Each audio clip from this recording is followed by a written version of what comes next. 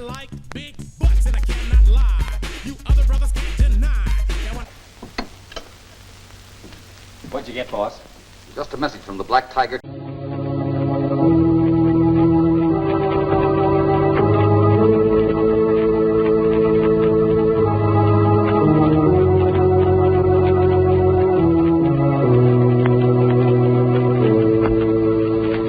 Who knows what evil lurks in the hearts of men? The Shadow knows. Sorry to interrupt, boys. The Shadow. Yes, the Shadow. Out over the cold hills to the state's prison. Shadow comes for revenge. The computer's going to tell us who the Shadow is. The Shadow knows.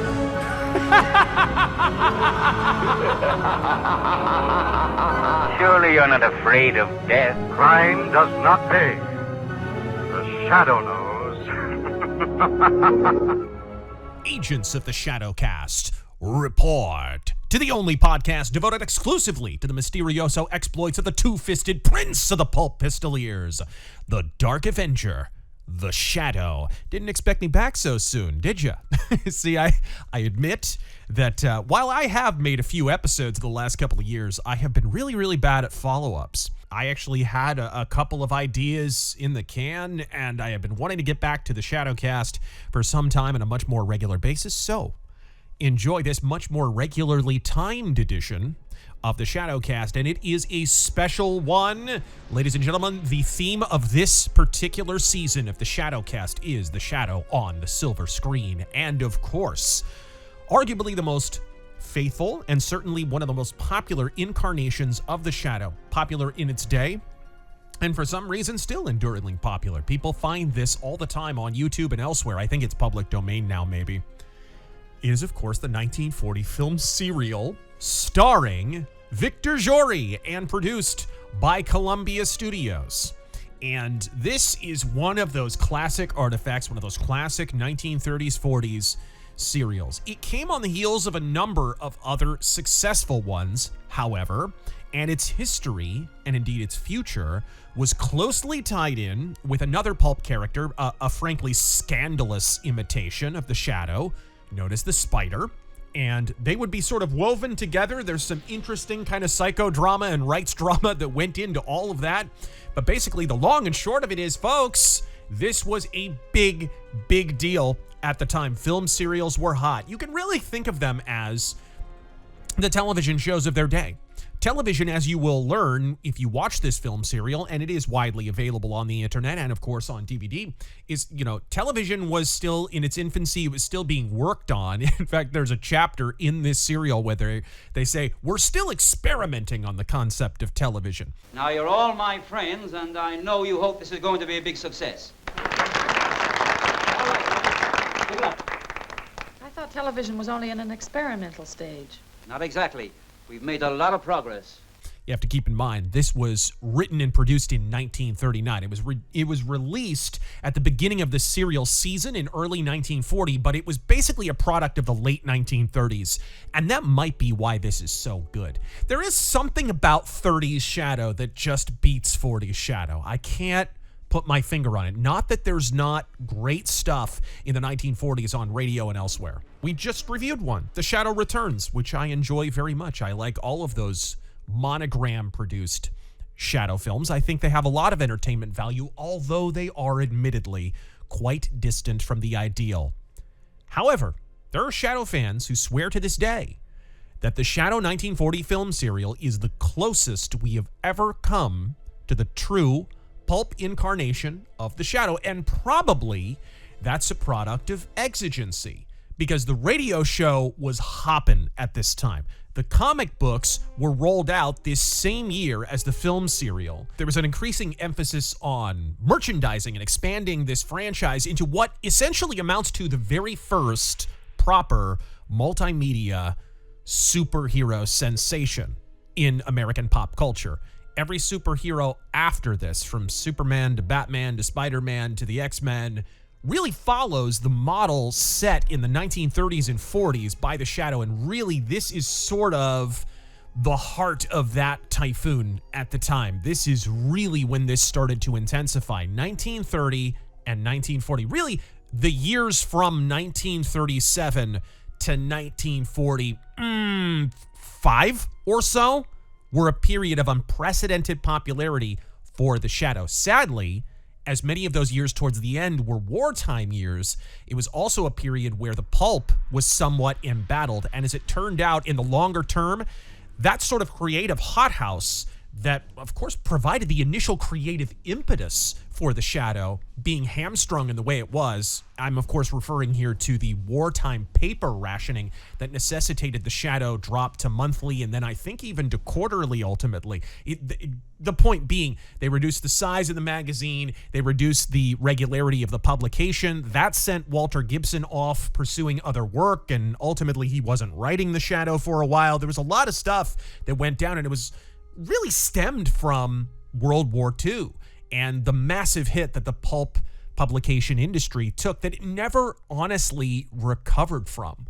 The pulp field kind of limped on for the duration of the 1940s. We're talking hero pulps now, because pulps in some form or another still kind of exist today in a weird way. They sort of transitioned into becoming the yellow paperbacks of the 1950s and 60s. In that sense, James Bond is a pulp character. He's just was never in a pulp magazine, if you take my meaning. But like those Conan yellow paperbacks and the Solomon Kane ones and the Elric and all the stuff that I love, right? That's kind of the natural inheritance of the yellow paperbacks. Those eventually turned into the great big bookstop paperback fantasy that we see in even modern day bookstores, right? The genre stuff and all that, you know, in a weird way, it's all kind of the inheritance of the pulp industry.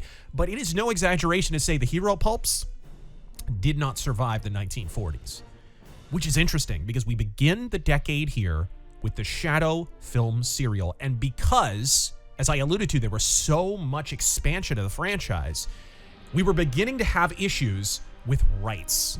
We were beginning to have issues with crossover and certain projects, a movie project here, a radio project, at one point a stage play that I'll talk about in a moment, that wound up being kind of at loggerheads in terms of rights. And so in order to play it safe here, because we had already had the Shadow Strikes and International Crime, we needed to steer clear of the inspirations for those two movies. And so in order to differentiate it and avoid stepping on rights holders' toes, it was put forward by Columbia that they would be adapting 3 pulp novels.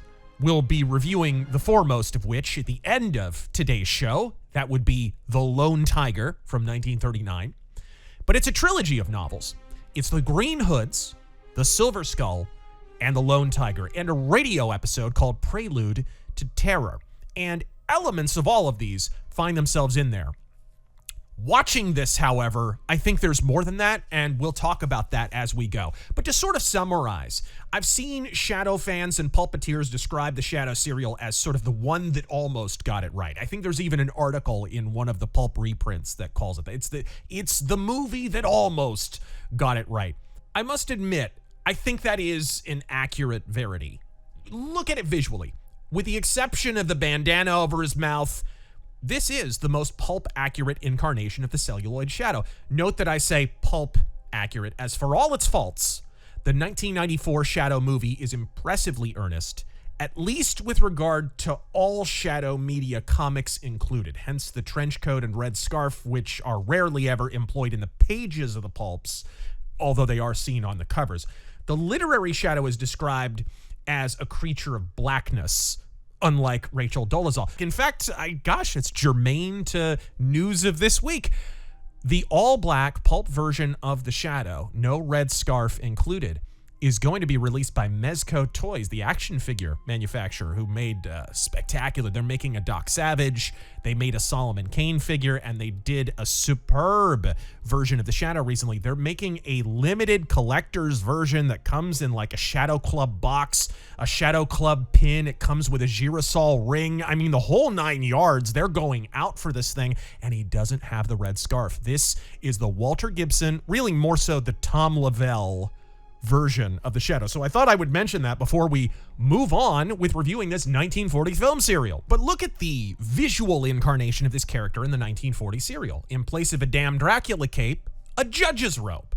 And in lieu of an eye-catchingly improbable scarlet scarf, I guess for blending into red curtains or something, a high upturned collar combined with a low-brimmed slouch hat. If not for that cringy COVID face diaper, this would be the ideal incarnation of the character's costume. It is ripped from the pages of the pulp. Let's be honest, digging into this thing, actually watching it, the Shadow could wear a crop top and bib overalls, and still the diabolical, spine-chilling laugh of Victor Jory as the Shadow would still absolutely carry this thing. Judge, I ain't gonna take the rap. I'll talk. Don't listen to him, Judge. That guy's liable to say anything to protect himself. What do you mean, sir? Arrest that man.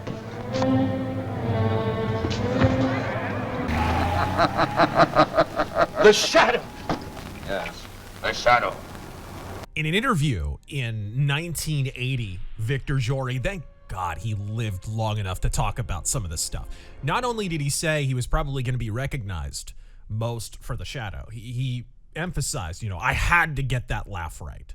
He said everybody knew that laugh, even people who didn't listen to the radio show every Sunday afternoon. It was a thing, kind of like a catchphrase. The Shadow knows was a popular saying. Comedians on the radio joked about it. So I practiced that chuckle until I felt I had it right. You wanted it to give the kids goosebumps. That was the idea. Nailed it, Mr. Jory. Absolutely nailed it. Look at his aquiline profile, too. And he's a tall man. So he's like 6'1", 6'2". He's not a short man. People kind of look at Victor Jory, I think, and assume that he's a smaller man for some reason. No. Very tall, built, right? He's actually in physical shape. It had to be a physical actor. And this is a bit of a coup, too. This is coming off of a number of very prominent films for Victor Jory. So this is an actor with real gravitas. This is a guy who for years had been kind of the journeyman. He would be kind of akin to how we think of like maybe a Brad Dourif, or maybe even a little bit bigger than a Brad Dourif, but like a character actor who has leading man potential and a bit of the sinister side in him. I think it's those dark kind of beady black eyes, which is not pulp accurate, by the way. Kent Allard is described as having baby blues. I think Lamont Cranston is described as having blue eyes as well. So the Shadow, anytime you're reading the books, remember the Shadow has blue eyes. It's canonical. But in this case, Victor Jory, we swap out for black eyes. And you know what? It works. It absolutely does work. Victor Jory was also a favored choice of the late Walter Gibson. I'll now quote from an interview where he discussed the casting of the 1940 serial. Quote, Victor Jory was a good friend of mine. He's a magician. Yet another magician actor, by the way. Kane Richmond was as well. He knows all about magic like I do too. He, of all things, played the Shadow, and he made a perfect Shadow. Now, there were 2 or 3 other Shadow movies. Rod LaRocque was in one, but the one that was most consistent was the serial, which Victor Jory played. And they had all of my old habitats in, like the Cobalt Club. Yes, indeed, the Cobalt Club does feature prominently in this. In fact, there's a bombing eventually of the Cobalt Club later on, where Lamont Cranston used to stay. Police Commissioner Weston and Inspector Cardona, yes, they are both featured. All of those were characters that I created. One time, Dick Cooper wanted to set up a program involving people in a magic shop. I think he's talking about a movie or possibly a television show later on. And he talked to both Victor and myself. Victor was playing in some historic play on Broadway that had to do with pilgrims or something. I stopped around to see him before the show. He was going on summer theater and was going to do The Spider, not The Pulp Hero, the play that Fulton Ausler wrote, in which the murder was done on the stage or done in the audience. That was a very successful show. We talked about it then. Then he was down in Philadelphia. Frankie Bradley's was my hangout. I spotted him one time there and spent some time with him. Whenever I'd get a chance to see him, I would, which sadly wasn't too often. I didn't see him in later years, but he did a good Shadow. It was a very consistent type of thing. It had the Cobalt Club and it had other things. In other words, they took the highlights and they did what they wanted with them. And I thought it was very good, but still, it was only a a serial. Our ingenue, Vida Ann Borg, deserves special mention, not only because crapping on Margot Lane has become elevated to an Olympic sport in the Shadow community, but because less than a year before filming this series, she was involved in a near-fatal car accident, in the aftermath of which that $1 million face required surgical reconstruction, which was only about half finished before she filmed this. So she had to kind of cake on the makeup a little bit, I guess, and they didn't film her heavily in close-up. I don't know, there's a few close-ups here. She looks beautiful. I don't know what in the world they're talking about, but apparently they kind of worked on it a little bit, but here she is, back and beautiful as ever. Her persistence paid off, and she would, I guess after getting the remainder of her plastic surgery, she would land roles in major movies, such as the Oscar-winning Mildred Pierce, a film noir classic, and the John Wayne version of The Alamo. Oh, that little thing. I'm always a sucker for blonde Margot Lane. I know a lot of people insist on her being a brunette, as described in the books, but I don't know. Blonde Margot Lane works for me, and I think Vida Ann Borg was pretty good. She gets dumped on a little bit in reviews of this, I notice. And I just flat out disagree, I think. You know, try not to overthink this. It's a film serial. The woman's job is to be put in peril. Honestly, so is the man's, right? We have Harry Vincent here, who I'll talk about in a moment, and he's put in just as much peril, maybe even more than Margot Lane. Her job is to scream, and Harry's job is to get captured. And that's the way it was. And we liked it. And we tied an onion to her belt, which was the style at the time. But before we get to the rest of the cast and everything, I have to admit the production is imperfect, while it wears its pulp inspirations on its sleeve. And indeed, we'll talk about the exact pulp stories and even review one of them a little bit later. Thanks to poor lighting and poor set design choices in places, not the whole time, that's the frustrating part of it. For the most part, this movie has the unbridled atmosphere of the feminine hygiene aisle at Walmart. I keep calling it a movie, but obviously it is a serial, but today it kind of plays more like a TV show or something, which is a shame because you're definitely not supposed to binge this. I did a little bit. I'd watch 3 or 4 episodes in one sitting, probably not the ideal way to watch and review this. Really, if you're going to review this serial or you're going to just watch it for enjoyment, what you need to do is you need to get a friend or your girlfriend or your wife or whatever, and one day a week, maybe every Saturday, just sit down and watch one episode and get through them slowly over the course of 15 weeks.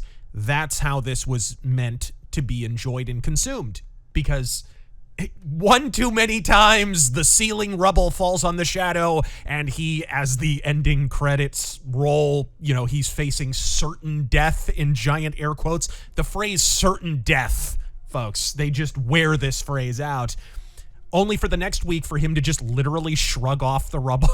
You can only do that so many times in a row before it becomes comical.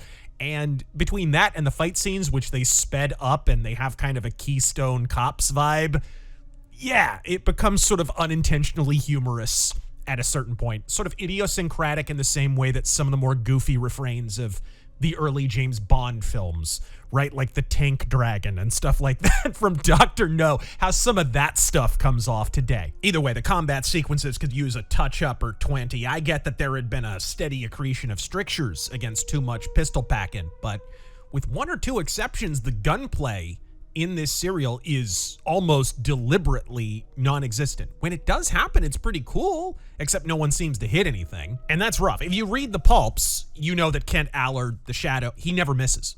He never misses. He's bullseye. Walter Gibson, a little bit later, in fact, in the story that we'll be reviewing today, The Lone Tiger, the Shadow misses his shots a number of times, and my jaw dropped. Because in most Shadow pulps, the Shadow hits what he's aiming at, period. He does not miss. In this, one of the only times that a bullet actually hits someone, it's Lamont Cranston. And it's used as a cringy plot device a little bit later to kind of give his identity away. He's gonna wipe them out. All of them. How? That wound on your wrist. I know who you are. You're Cranston. And speaking of the adhesion to pulp inspirations, while Will Murray and Anthony Tollin argue the trilogy of the Green Hoods, the Silver Skull, and above all the Lone Tiger to be the sole informative element in the plot, that and the Prelude to Terror radio show. And indeed, there's documentation to back this up. These are the novels that they actually derived and actually licensed in order to make this film serial, I actually note a more than mere passing similarity with the Lester Dent shadow yarn, The Golden Vulture. In fact, I think it's a lot closer in a lot of ways than The Lone Tiger. In that story, the eponymous villain communicates with his crook underlings via an elaborate network of golden vulture statues, which can both listen and speak. Not to mention, there's a chase sequence early in the book that's eerily familiar to fans of this film serial. Although some of that would have been stock footage, this thing was made on the cheap, and we'll talk about that in a moment. So, look, in my half-wit headcanon, the Golden Vulture goes in this sort of rainbow stew, so to speak. I think it's a lot closer. I mean, there was only one sequence in the Silver Skull where the Shadow's down in this death pit, and he's speaking to a Silver Skull that has an intercom, but can't see him and can't talk to him back and forth, right? It's not two-way. And admittedly, it's very similar the way the explosion happens and the roof caves in on him and all that. So clearly, that was an inspiration for this serial. But this serial goes a step farther. There's an entire network of Black Tiger head statues that the Black Tiger, who is holding the city at ransom, he is attacking all of these industrialists, presumably, and they pretty much well identify this motivation early on. He is, in fact, an industrialist himself, of unknown identity. It's soon kind of pared down to he must be one of the industrialists in the Cobalt Club, meeting with Lamont Cranston, who for some reason is a chemist and criminologist. I do not know why. I think it's because of the spider. Richard Wentworth in the Spider film serial is in a similar location. I think they even maybe reused some sets. And really the cast, his disguise, right? He has this doofy disguise in an eye patch and whatever. And here we have a disguise for Lamont Cranston, which is nothing new. Except we've reversed. Lamont Cranston is the real guy, and the Shadow is the disguise that he wears. That's the exact reverse from the pulps, of course. That's probably the biggest departure, to tell you the truth. This whole idea, this revelation that the Frank Millers of the world and Alan Moores of the world have had, that, oh, did you know that Batman is the real person and Bruce Wayne is the mask? Ho, how clever am I? It's like, congratulations, you got where the Shadow was in 1931. You know what I mean? The Shadow's the real person. Kent Allard may not even be the real person when you break it down. Lamont Cranston's a mask he wears, and in a lot of ways, Ken Allard is a mask he wears. Even if it is his true identity, the Shadow is who he really is now. He's a spy master in a war on crime, right? But what they've purloined from the pulps is infinitely less remarkable than what they've added. Yes, fellow agents, an all-new superpower. The Shadow is officially invulnerable to explosions and ceiling rubble.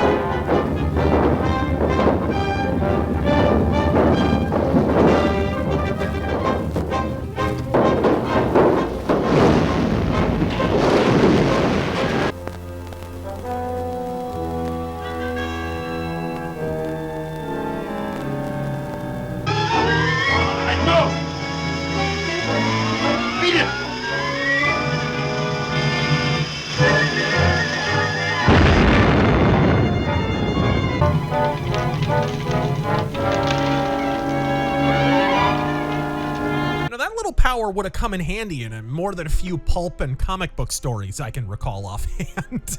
I don't know if there is a standing object in all of New York that isn't dropped on the dome of Lamont Cranston over the course of this serial.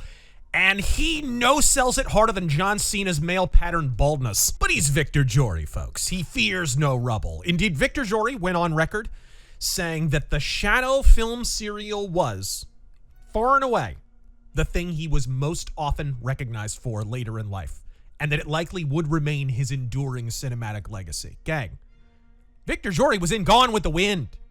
So yeah, you could say the Shadow film serial was slightly successful in its day. But let us return to the cast. Roger Moore, no, not that Roger Moore, plays Harry Vincent. Yes, friends, our boy Harry Vincent finally done found his way into a piece of Shadow media. Although he's honestly more of an agglomerative composite of Harry Vincent and Mo Shrevnitz, who he explains, I think at the beginning of the first episode of the serial, Mo Shrevnitz, I think, was supposed to be in an earlier draft of the script. They must have dropped him for budgetary constraints. Again, we'll talk about the budgetary constraints a little bit later. But Harry Vincent explains that, Mo Shrevnitz is taking a break for a while, so I'm the driver. I think in the 5th episode, he literally says, I drive the cab. Well, how come you're not going up with him? I drive a cab. That's kind of what Harry Vincent has been reduced down to. Honestly, he's been reduced to kind of a last name only, kind of a share thing going on, where he's more often than not just called Vincent. I don't think it's till like the last or maybe penultimate serial episode where Margot Lane actually calls him Harry at a certain point. That's it. But no matter how many times he gets behind the wheel of that cab, no matter how many times he's relegated to the status of the Shadow's glorified chauffeur, we know he gets near killed and kidnapped entirely too many times for him to be anyone but our boy Harry. Make it sound natural or else. Hello, Mr. Cranston. This is Vincent. Yeah, sure, I'm all right. Can you come and pick me up at Norton's Crossroads? Oh, some excitement. That's a fine name for it. I saw all of the Black Tiger's men leaving here. Yeah, and they got that new invention of yours. We did the best we could. Don't worry about that. I wanted them to get it. I made that machine expressly for the Black Tiger. What? And I took that beating trying to keep them from getting something that you wanted them to have? That's right. Oh, boss. I thought you were going to use it against him. I am. The Black Tiger thinks it's a shortwave finder, and that's what I want him to think. Actually, it's a wireless dictograph. Oh, I'm sorry, Harry.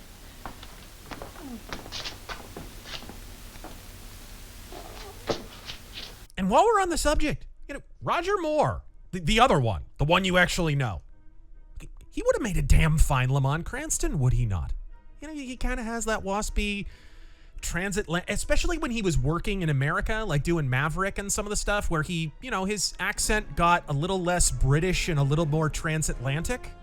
He would not have been a bad Lamont Cranston, just in my personal opinion. We alluded to the subpar production values and the Shadow running around in his full Shadow outfit, which is supposed to be relegated for nighttime in the pulps. He's running around in broad daylight in this thing. We alluded to all this kind of stuff. And it's a crying ass shame the damn thing looks the way it does, because the Black Tiger transformation sequences, foggy, filmed in silhouette, and steeped in mysterioso atmosphere, amply illustrate that the filmmakers could have shot this entire thing in a style that actually befitted the Dark Avenger. Instead, flat white walls and gray basements abound, and even in darkest night, some leering retard decided to leave the lights on. Just watch this sequence, for those of you on YouTube, of course, and imagine if every introduction of the Shadow was similarly atmospheric.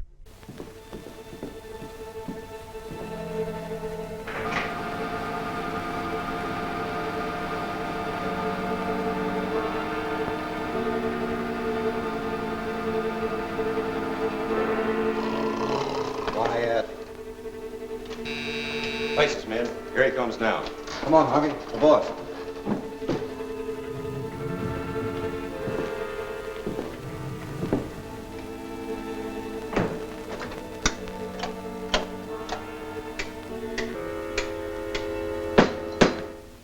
Attention, men. I know you have been wondering what makes me invisible to you. Makes you want to punch the producer, don't it? And I suspect the director was cognizant of the error, because by the final 4 chapters, the lighting looks more and more film noir, and nighttime sequences become more and more prolific. It's just a shame this cinematographer failed to flip off the light switch until the final 4 episodes for some reason. In fairness to the filmmakers, I guess low light location shooting was a relative rarity in the 1940s. Yeah, film noir was really dark, but actually, when you analyze the lighting setups, it was very, very strategic. Read the book Painting with Light by John Alton. It'll really kind of sort out for you. It wasn't so much that 1940s and 30s like film noir sets were badly lit, whatever Robert Mitchum says. I think he famously said in Out of the Past, an interview about Out of the Past, we had no money, so our set was lit with cigarettes, right? Something like that. But it's not really true. It's more so strategic lighting.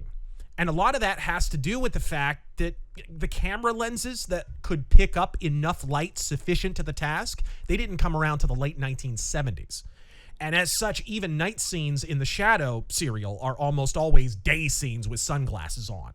As Mystery Science Theater 3000 taught us, day for night photography is dick-flatteningly awful, but it was standard cinematic practice until about the 1980s. Speaking of those transformation sequences, though, the Black Tiger, the villain, is handled better all around than the Shadow is, while the Shadow's explicitly Lamont Cranston, and we even witness him changing into other outfits, Aretha Franklin style, which really takes some wind out of his sails.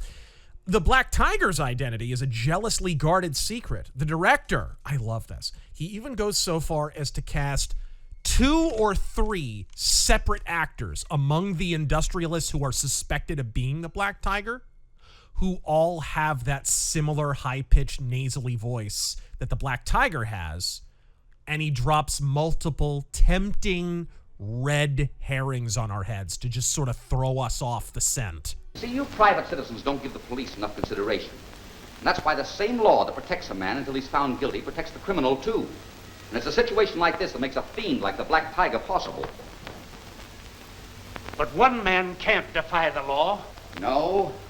Well, what would you say if on mere suspicion you were arrested as the Black Tiger? Me? Why, that's ridiculous. No one could think that I'm the Black Tiger. No, it isn't ridiculous. In the first place, the Black Tiger isn't an ordinary criminal. He's a man of great brains, even if they all walked. He's a great executive leader, and he's an organizer. So you or any of our civic leaders might be the Black Tiger. As a matter of fact, the way things stand right now, even I am under suspicion. You? Much like the pulps and the radio shows it was inspired by, this serial is somewhat prescient, at least on the technological front. As such, it features such modern contrivances as aerial EMP weapons, magnetic shielding from EMP weapons, cellular phones, and even at one point, radio-controlled drone aircraft. This serial features live-action renditions of some truly iconic pulp scenes, so this stuff is kind of plucked right from the pages. From the Shadow infiltrating a crooked sanatorium in disguise, to Lamont Cranston being saved by the Shadow? Cranston, you meddler. I've waited a long time for this. The Shadow!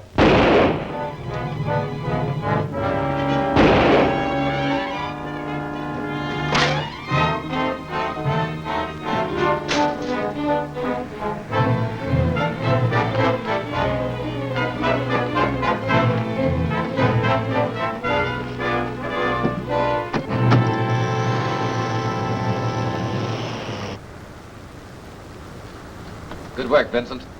That'll give him something to think about. And let us not forget the classic cape and a hat on a chair to fool the mobsmen who are about to shoot the Shadow in the head trick.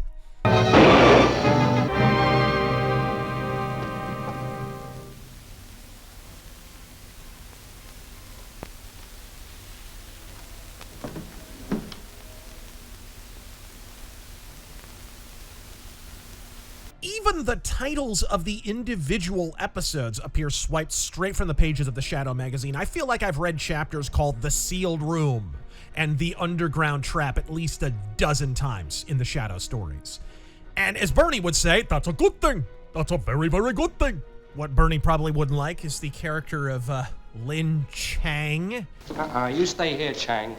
We don't want anyone loose who knows about this job till it's over. Oh, you don't trust me? Guys in my game, we don't trust anyone, savvy? Lin Chang, a double identity of Lamont Cranston, a disguise that he employs in order to occupy the underworld, and I don't think I've read a single review of this serial that has not whined ad astra about quote-unquote yellow face and all that. I don't think there is a bigger pet peeve of mine than contemporary, particularly retards from academia, who place modern standards, impose them, really, on old media, decades old media. This serial is from 1940, gang. We're coming up on, 80 years of this. And we're going to judge this by the standards of 2025. Standards that, if our society is any indication, I mean, we're not exactly hopping as a society and culture right now, right? And yet we're going to presume that we have absolutely everything figured out as a culture and as a society today compared to the 1940s. It just, there's a level of presumption to it and an egotism and a vanity. And here's my problem with it when it comes right down to it. And I'm not going to get up on my soapbox here or anything, but, you know, basically there's a level of presumption that you in the modern day have decided what the default with regard to anything, society, socio-politically is, right? Here's my problem with that. You're lamenting something that is featured in a serial written by people who were assuming the exact same thing in their time period. You are no better than them. You're worse in some ways because you've had decades to analyze this fact, and you're such a midwit, you couldn't put two and two together.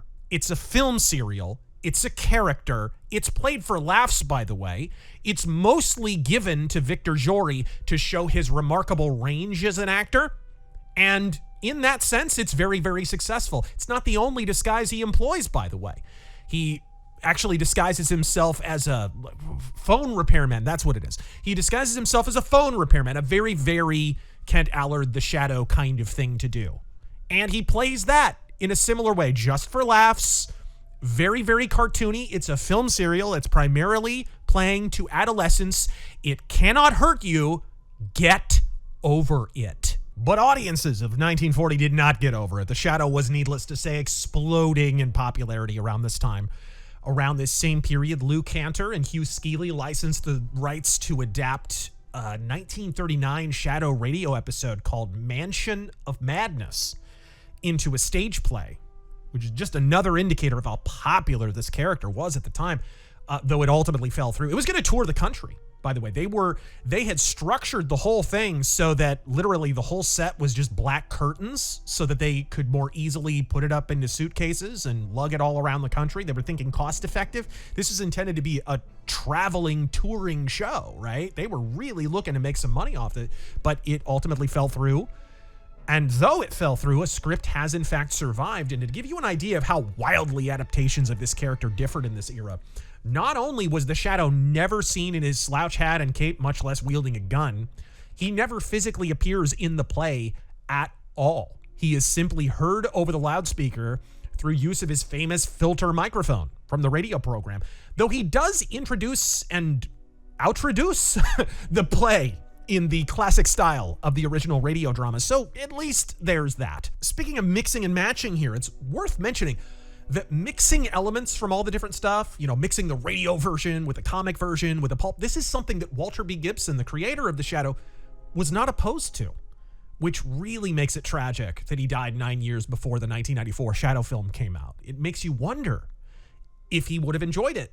I tend to think he probably would have, because perhaps most potently blended all three of those elements, and on a far bigger budget than the 1940 film serial. I'll now quote from a Walter Gibson interview where he discussed that. Quote, "I feel that in the Shadow movies that they did, they tried to stay reasonably close to the character and delineate it. It's perfectly all right to use anything that sounded good on the radio.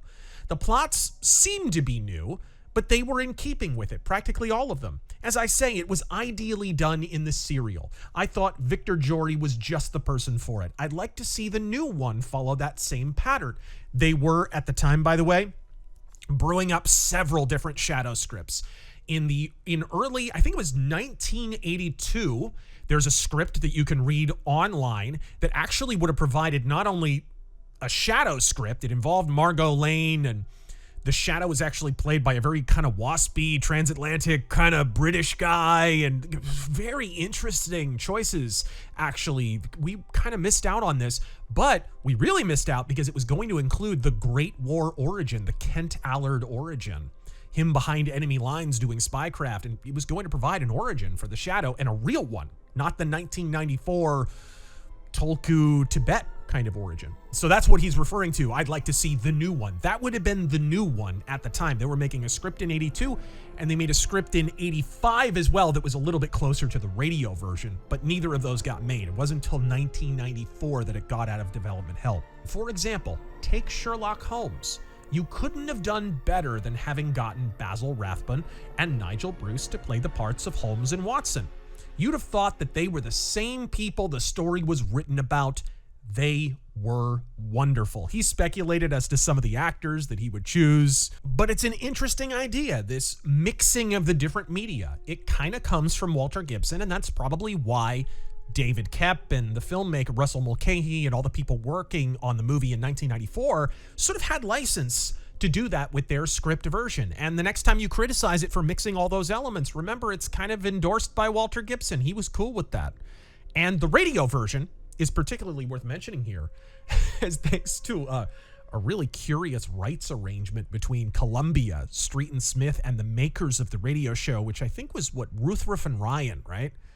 The radio program enjoyed complete autonomy and right of first refusal with regard to their sponsors, right? They had Kerry Salt, they had the Safety Silvertown tires and all of Blue Coal and so forth. They had right of first refusal. That's why their sponsors were so famous and still are today. But what this means is, despite the fact that it was advertised in both the magazine and on radio, if Ruthroff and Ryan had wished to advertise for Columbia's direct competitor, like say Warner Brothers, at the exact same time that the Columbia serial was in theaters, they enjoyed every legal right to do so. That is a really unconventional arrangement to this day. By the way, speaking of the serial, how successful was it? I mean, they had a big campaign behind it. They suggested that you have an employee in the theater who was actually dressed like the Shadow to kind of usher people, maybe dress up the usher as someone like the Shadow or something. They had a whole slew of merchandise that was only made available to the theater owners. So this stuff you could only get in the theater if you went to see the Shadow serial. In fact, most of the merchandise claimed today, even by noted Shadow historians, you'll see them in some of their scrapbooks and biographical books and stuff about the Shadow, that they often will claim are attached to the radio show or later comic book adaptations or whatever, stuff like the Shadow stationery, Shadow makeup kits, Shadow gun holsters, and on and on. It was in fact a tie-in to the theater chains that showed the 15-chapter Shadow film serial and not the radio show at all. The Shadow 1940 serial was sort of the reverse of the Spider serial, which had been, I think, 1937, just a couple of years before this. This is a big character on a tiny budget. The Spider serial that aired prior to this had boku bucks by way of budget, and it lost all that money at the box office because the Spider, while popular, is not Shadow popular. So the idea here was spend all the bank acquiring the license to a popular character, and then spend pennies to actually produce the thing. So if this thing looks cheap, and it often does at times, that's why it's so well lit. That's why you only have nice lighting setups in the Black Tiger transformation sequences. And then toward the end of the serial, it's like the director, as I said, becomes a little bit more conscious of the fact that, hey, wait, this is a Shadow serial. Maybe we should turn the lights down a little bit. But for the most part, it's bright daytime. The Shadow's climbing on the side of a building. 500 people walking down the street should be able to see the Shadow climbing all over the building. It's cool. You do want the Shadow to be doing stuff like that. That is featured in the pulp, although usually with suction cups and whatnot. But it just, you can see the budget is there on the screen, which means it's not there. I have my gripes, just as Walter B. Gibson had his gripes. But the Shadow film serial, to this day, I put right alongside the 1994 film as the closest attempt to really bring this character to the screen. And in terms of the actual pulp incarnation, it's probably just a hair closer than the Alec Baldwin film. Although, I think the Alec Baldwin film probably gets closer to the look, at least of the character on the cover of the comic books and pulps. Not so much that judge's robe, all black clad vigilante version of the character that we see in those beautiful Tom Lavelle and Cartier Orban illustrations that just sort of haunt our waking nightmares to this day, and that, of course, we can't get enough of.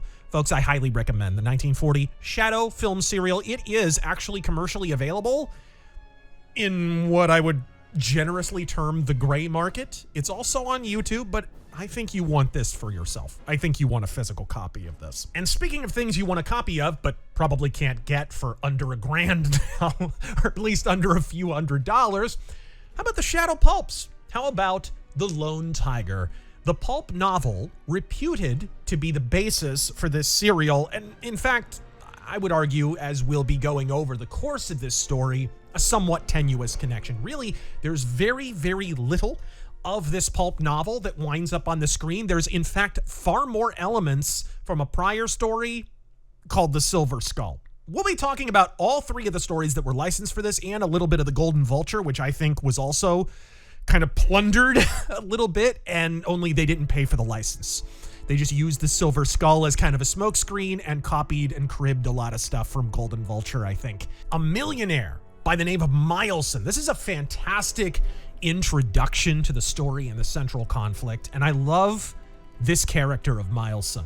I love also that they don't do the obvious thing with Mileson, but we get some proper pathos. This always bugged me when I reviewed the 1994 Shadow film. What did I say? You don't need the Shadow to have pathos. If somebody winds up making a new Shadow film, don't worry about making your hero tortured. The Shadow isn't tortured. He knows exactly what he's doing. He's a spy master in a war on crime. However he came to that, and his origin is actually interesting. There's actually motivations behind that, but it's not a tortured motivation. He sees evil and he stamps it out. End of. All right, that's the Shadow. He's witnessed evil. He witnessed unspeakable, generational evil in the trenches of the Great War, behind enemy lines, in prison camps, which he liberated behind enemy lines. We don't need much more explanation than that, right? The pathos comes from who? The proxy heroes, the secondary characters. And indeed, the character of Marion and the character of Mileson in particular, these are characters who have a tremendous amount of pathos, especially Mileson.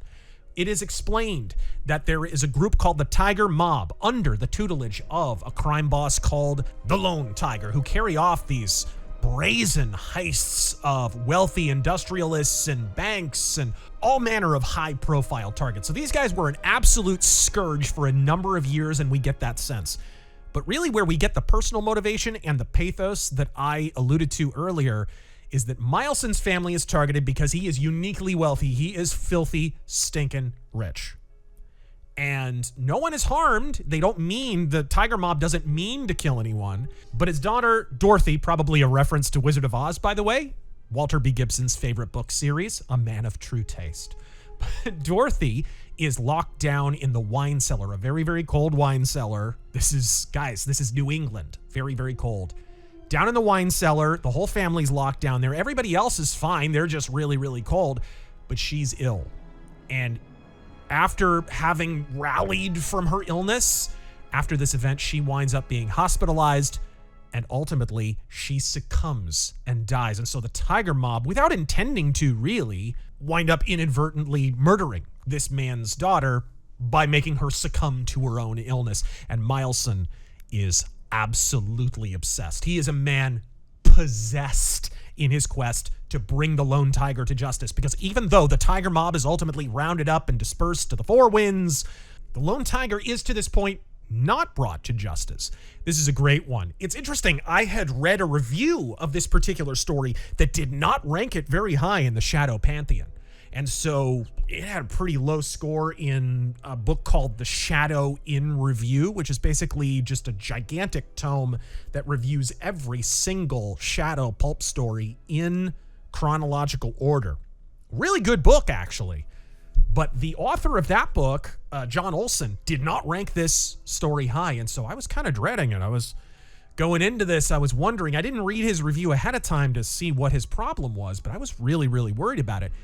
I found myself halfway through, having consumed this story almost in one sitting, wondering what on earth was this guy on about. Incidentally, I was sitting like poolside. It's the heart of summer in Phoenix, right? So I'm sitting by the pool reading this thing. I should be swimming and enjoying myself, but instead I'm enjoying myself just wrapped up in a Shadow pulp. And this story just grabbed me. It was fantastic. The motivation of Mileson, the kind of red herring characters, Beak Bartlett, and this kind of hump private detective who's thrown in the mid. Any of them could be the lone tiger. Indeed, the most obvious suspicion that you have is, well, who's the most wealthy person here? Who's the most obsessed? Who would be the most misdirective choice? It's the proxy hero, right? Mileson. And I thought maybe they were going to go in that direction. They don't. They don't go that direction. Light spoiler, not really a spoiler. I'm not going to give away the identity of the lone tiger because you really want to read this one. This one really moves. There's not a lot of wasted motion. Only 1 or 2 chapters I thought maybe were a little bit redundant, but this is a period in the Shadow's history. This was published in 1939, a time when Walter Gibson was cranking out 2 Shadow pulps a month, and for them to still be this good, this deep, is pretty baffling. Walter B. Gibson was a literary treasure. He should take his place in the pantheon of the all-time great writers, if for no other reason than sheer volume. But the truth is, putting aside the volume, this is a guy who created an icon. This is a guy who is arguably more singularly responsible for the superhero phenomenon than any other literary character, and yet you never hear about Walter Gibson. You'll hear about Bob Kane and all the people who wound up ripping him off, but you will never hear about Walter Gibson in any discussions of truly iconic writers of that period. The Lone Tiger is exemplary of this phenomenon. He deserves his flowers for this one. The Lone Tiger today is probably most infamous among Shadow fans for its cover.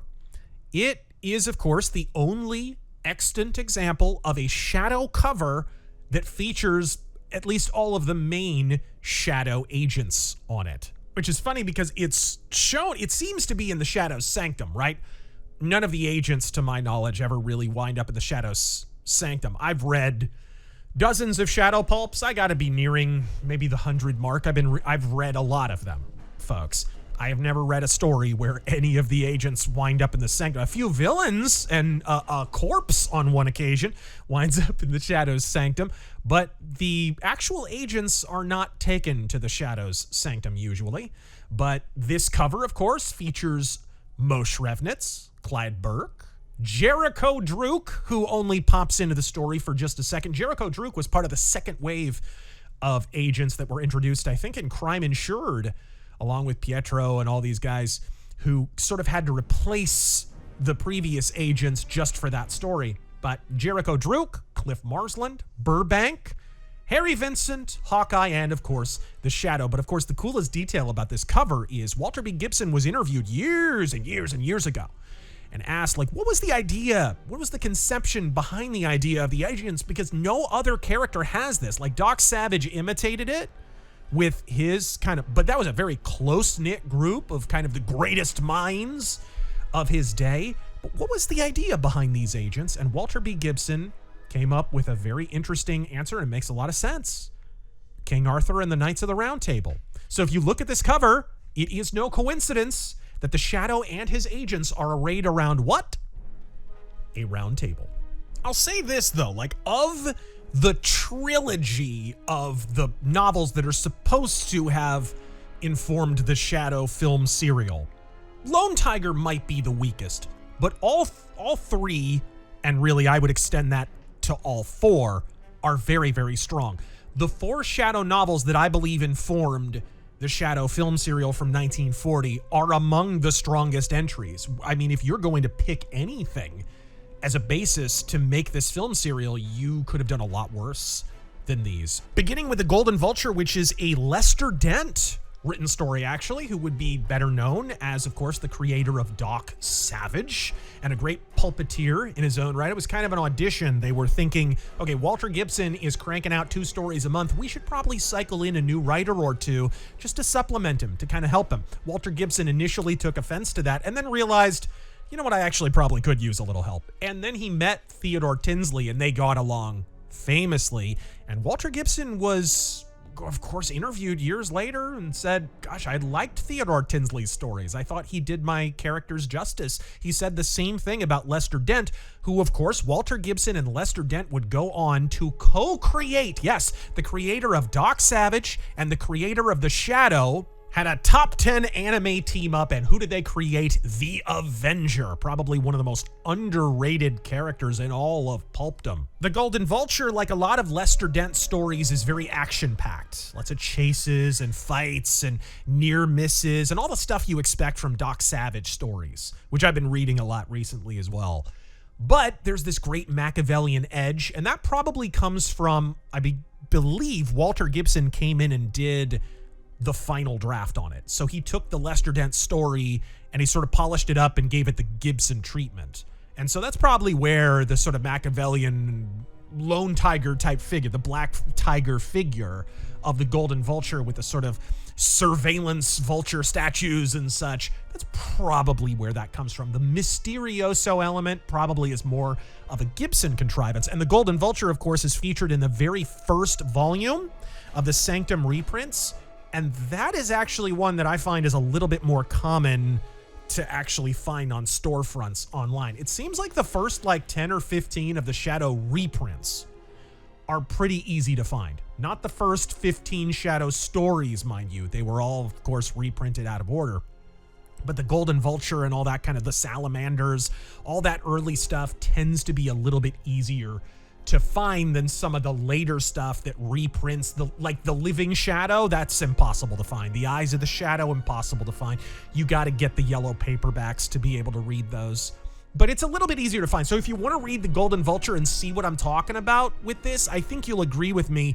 There are some elements from the Golden Vulture here, and I highly recommend that story. I also recommend, and heartily so, the Green Hoods. This is a Kent Allard adventure, of course. This is the period after, in fact, I believe this is one of the very first stories that was written after it was revealed that Kent Allard was, in fact, the Shadow. It simply wasn't published until 1938, a lot later. It was months and months later after, and this often happened, right? These things were written at a certain time and then they'd be published later. Sometimes they would be held back. You'd have a backlog and then you'd have to burn through it when Walter took a break or something like that. That was common practice. And that's why, by the way, Walter Gibson wrote under the pen name of Maxwell Grant. You had to be able to cycle in other writers if you needed to. It's a house name, right? But in 1937, of course, after years of false identities and gallivanting about as Lamont Cranston, the wealthy young man about town, the popularity of the Orson Welles radio drama prompted Walter B. Gibson to finally settle on a single alter ego. You all know it. Kent Allard, the Black Eagle. He's sort of, to describe him, he's sort of an American answer to the Red Baron. His aviation exploits as a fighter pilot in the Great War were in fact a blind for counterintelligence and espionage on behalf of the Entente behind German enemy lines. And of course, those are tactics he would later employ as the spy master in his eternal war on crime, The Shadow. Again, this is one of the first stories written after this revelation, and it's clear from the outset, while Allard is formidable, there is something about him, in this story anyways, that just has not clicked yet.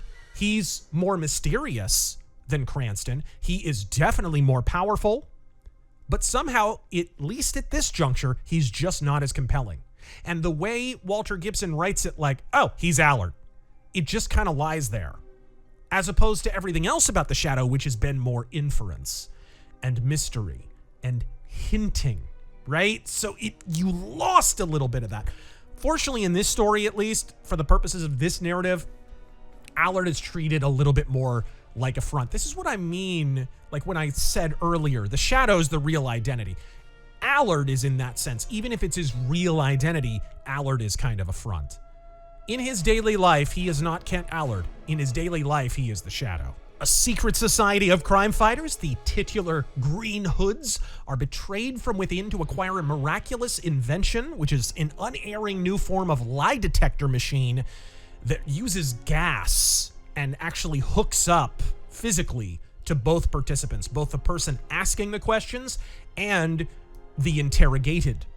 It's called a truth inducer, and only the Shadow has all the crucial clues, and there are many of them in this story, that are required to bring the Archfiend to justice. In this story, the Dark Avenger is just in his pulp prime. His automatics are eternally barking. His deductions are as inscrutable as they are ingenious. He may have shed the mystery of his true identity, but he still functions as an ominous creature of the night when he is in shadow mode. The Green Hood seems initially to you as if it might be a generic supervillain story, right? Because there's a guy running around in a green robe. After the Green Hoods are wiped out, it's at the beginning of the story. This is not a spoiler, by the way. This happens in like the first chapter. The Green Hoods are basically wiped out at the beginning of the story because their leader is killed. And so now there's just one Green Hood. So you think it's sort of a supervillain story, but it soon settles into one of the most addicting murder mysteries Gibson ever penned. No wonder it wound up being partial source material here for the Shadow film serial. The Green Hoods is also noteworthy. Actually, all of these stories are, now that I think about it, in that it doesn't feature a proxy hero, but it features a proxy heroine. Now, Street and Smith were notorious for having restrictions on sexuality, and as such, especially harm to women, not just sexuality, but any harm coming to women, they balked and vomited. Women rarely were featured in early Shadow stories, hence having one as self-possessed, as full of beans, and able to conquer the world as this without resorting to sort of tawdry elements for the sake of sex appeal, you know, a torn dress, which does show up in one of the later stories we'll talk about. It makes the character of Evelyn Rail is her name. She's a standout in the series, and yet sadly, despite functioning as a competent agent for the duration of this story, she is never formally recruited. She sort of provide the mold for what Margot Lane would be when she was finally introduced to the pulps. This one does not let up. I think it might be the strongest of the bunch that we're going to talk about here. Golden Vulture's great, but I think Green Hoods is a little bit better. I highly recommend this one. This brings us to the Silver Skull. Man, I really would like to dedicate a whole episode to this one because this one's great, but just in brief, I guess the summary is a series of mysterious plane crashes in the Rocky Mountains leave men of wealth and industry dead and a masked murderer their only beneficiary, and each death is demarcated by a murderous token left at the scene, a silver skull. This story is a whiplash affair. It is a trim 19 chapters of nonstop pulp action. Walter Gibson has shed many of his slow-building novelist sensibilities. He's become a polished pulpiteer by this point, and while the pace benefits tremendously, I have to admit there was a slightly muddled quality to the plotting and maybe to some of the descriptions of the scenes that is not usually seen in Gibson's work up until this point. It's a riveting read, but something about it just feels rushed. I remember having to reread paragraphs over again, going, was that just me? Am I sleep deprived? Is there something wrong with my brain? Or no, in rereading them, I found they were poorly described. Like, sometimes you would get confused about where things were laid out, where a hallway was, where a door was, where a character was standing, and sometimes things would be written strangely. Walter Gibson has a habit of replacing the word "and" with a comma. A lot of times there's a lot of that, and sometimes that can make things really, really muddled. But cut the man some slack. By 1939, Walter Gibson, as I said, was writing 2 new Shadow stories a month. Also, again, rarely seen in his work, this is another story that features a female proxy hero, but it features something else. An honest-to-God femme fatale, a pistol-packing nurse, no less. It's one of these passages that I will highlight as exemplary of Gibson's superb prose, which I will now quote. I love this. I love that. This is near the end of they have just assailed a base, and a hidden base, and this femme fatale draws a gun and squares up with the Shadow, and you're wondering for a moment, is he going to waste this woman? Are we going to see the Shadow gun down a female? Which has not happened to this point. Quote, her eyes met the Shadow's burning gaze, a looming muzzle just below. The smoke that curled from the automatic's mouth denoted its hunger for more prey, and Thelma knew that she was eligible. Her lips twisted in a ruddy writhe, but the snarl that came from them was almost soundless. Numbly opening her hand, Thelma let her revolver drop. The Shadow greeted that submission with a mocking laugh. That is pulp poetry. This story represents, sadly, the Shadow's final prosaic appearance as his true alter ego, Kent Allard, which is lamentable, as in many ways this is the ultimate Kent Allard shadow story. The Black Eagle's aviation exploits here are ubiquitous. He survives a plane crash. He lands in the middle of a craggy desert in the Rockies without the benefit of a runway to do battle with an air base full of baddies, culminating in a blazing mid-air dogfight between a machine gun-wielding Silver Skull and the Shadow's auto gyro. Just as Kent Allard is getting interesting, he's gone, replaced permanently by Lamont Cranston. All I can say is, what a waste. Silver Skull, indeed, the Shadow magazine in general, is proof that you don't have to keep your villains alive to have a thriving, credibly threatening rogues gallery. Pyramids of lead-ravaged mobbies accumulate at Allard's feet, 145 fusillade at a time, and yet the threat of the Silver Skull is ever-present and far more ominous than the modern comic villains they inspired. When the Shadow nearly dies twice, we are stunned because this fate was rarely inflicted upon such a seemingly superhuman character. Take notes on tension, my fellow authors. And those are your sources, along with the radio episode Prelude to Terror, which is really not plumbed that heavily. It just was used for the sort of plot conceit of the exploding light bulbs that are introduced not once but twice in the Shadow film serial. Those were reused from the episode Prelude to Terror. Really, that's mostly what they plundered these pulp stories for. It was little devices and moments here and there. I do have to say this. Almost nothing from the Green Hoods was taken for the Shadow serial. Apparently, the lone indulgence was a sequence in an episode of the serial where Lamont Cranston infiltrates the Black Tiger's mob in a disguise. He's wearing a face mask. Everyone is required to conceal their identities, and the Shadow takes advantage of this by concealing himself, and ultimately he's found out and a fight ensues, Keystone Cop style, and all of that fun stuff. So it's a fun little episode of the serial, but that's it. That's all they took from the Green Hoods, which is funny because I think the Green Hoods is the strongest of all the stories, but all these are bangers. I love the Lone Tiger. I love the Silver Skull. I love the Green Hoods, and I love the Golden Vulture. And while we're at it, Prelude to Terror is a fine episode of the radio drama. Folks, this has been a double long episode, and that's because we had to cover 15 episodes of a film serial to talk about the history of the Shadow on the silver screen, an extensive history that is all too often discounted. But folks, until next time.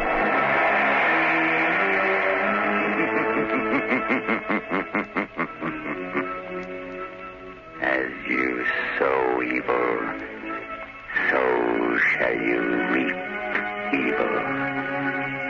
Crime does not pay. The Shadow knows. The Black Tiger is dead. You will find his body at the arcade garage.